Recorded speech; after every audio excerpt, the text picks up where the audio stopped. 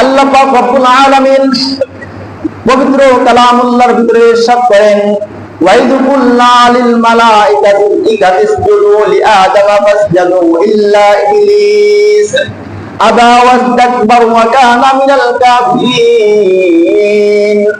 আল্লাহ পাক রব্বুল আলামিন হযরতে আদম আলাইহিস সালাতু ওয়াস সালামকে সৃষ্টি করার পর সমস্ত ফেরেশতাদেরকে বললেন, ওয়াইদ কুল্লা লিল মালাইকাতি, আল্লাহ পাক রব্বুল আলামিন বলেন, আমি বললাম ফেরেশতাদেরকে বললাম, উসজুদু লিআদম, তোমরা আদম আলাইহিস সালাতু ওয়াস সালামকে সিজদা করো। ফাসজাদু, ফেরেশতারা সকলে সিজদা করলেন, ইল্লা ইবলিস, একমাত্র ইবলিস শয়তান সে সিজদা করলো না। আবা ওয়াস্তাকবার ওয়া কানা মিনাল কাফিরিন, ইবলিস শয়তান তাকাব্বুর করলো, অহংকার করলো, ওয়া কানা মিনাল কাফিরিন।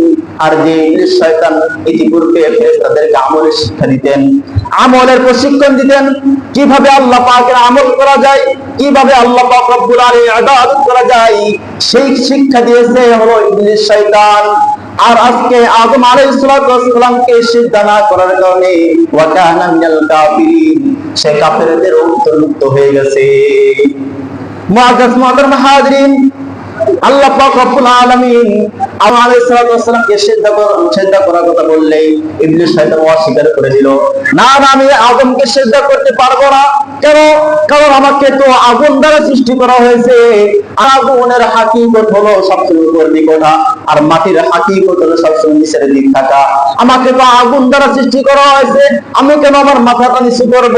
আদমকে তো মাটি দ্বারা সৃষ্টি করা হয়েছে, সেই আমাকে সিজদা করবে, আমি কখনো আদমকে সিজদা করব না।